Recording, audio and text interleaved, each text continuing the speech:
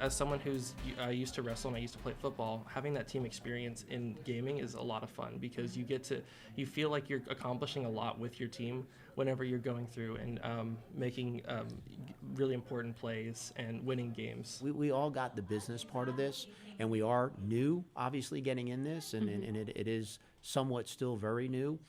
Especially here in San Antonio, for us to jump in it, but we also know the future, and it was important for us to do this now. So when people say esports, people that have no idea what that is think it's all just like Madden or like FIFA, but it isn't necessarily. Describe a little bit what esports means. Yeah, so esports is just like a team-based environment. So whenever you play baseball, you have a team. You have people who are fulfilling a certain role, right? So you have your pitcher, you have your catcher, you have someone who's up to bat. But in esports, each of these games have their own certain team element, and a lot of the games require you to fulfill that role. So example, Overwatch, there's tanks, there's DPS, and then there's healers. So the healers have to do their job. They got to stay in the back, healing their team. The attack people have to be up front, trying to get damage, do pokes, and then your tanks are obviously there to take your damage and protect your team. Would you say esports might provide an opportunity for people who might not have otherwise gotten engaged with a team or group or an organization on campus? Does this bring something unique that a lot of students haven't had before? Yeah, absolutely. So when I like I said, when I first came to St. Mary's, I was kind of in my dorm a lot. I didn't do any of the campus activities. I didn't join a frat. I didn't really go out to a lot of the games for whether it be baseball or soccer or anything like that. But and also just in classes, I didn't really make very many friends when I first came, and so having this opportunity is very important for students like me who don't really have that normal outlet that you see, like for people who don't join a frat or a sorority, or for people who aren't a part of a team. I think that's very important because obviously we have like the commons where everyone hangs out, they all study together and that kind of aspect, but for people like me who are more introverted, having that team-based community, that way we can bring people in, is very important.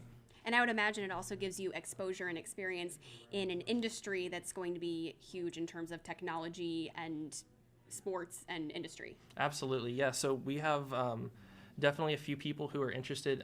So when I kind of talk to a lot of the students who are interested in the esports program, some of them come up and say that they're interested in broadcasting. So a lot of them are communication majors who don't really play the games as much, but are interested in kind of getting into that role of casting.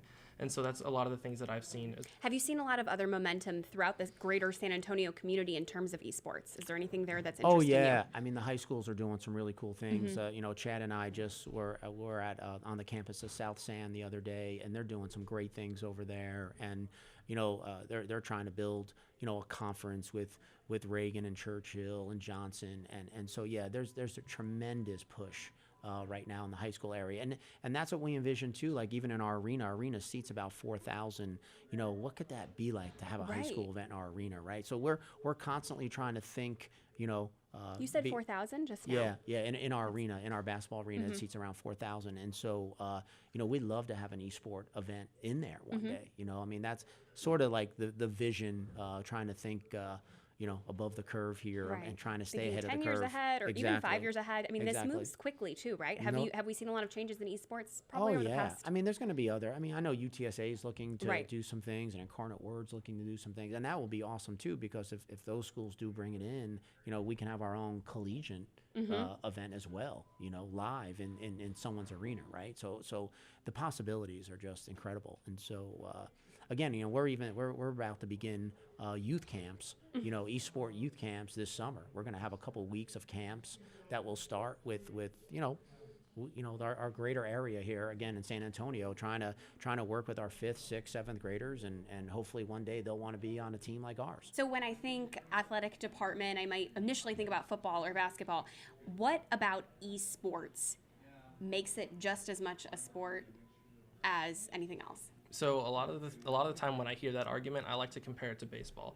So in baseball, you have a team; they have their own roles, and they're obviously responsible for those roles. Team-based games are a lot of the same. So you got to be able to communicate with your team. You got to be able to work towards your common goal, which is either making a run or getting a point on Overwatch. So being able to work with your team well and communicate and also be respectful as well. So a lot of the things that we want to kind of drive at St. Mary's is we want to kind of delete the toxicity that's often associated with games. So a lot of the times you think of a gamer, you think of someone who's yelling a lot or getting angry. We don't want to kind of facilitate that per se. We want to kind of keep it like somewhat professional, because you hold a professional athlete to that kind of standard, right? You don't want them to be saying bad words or acting inappropriately outside of what they do. So we kind of want to see the same thing for esports. We want to see like that kind of professionalism, and I think that will also legitimize it as well.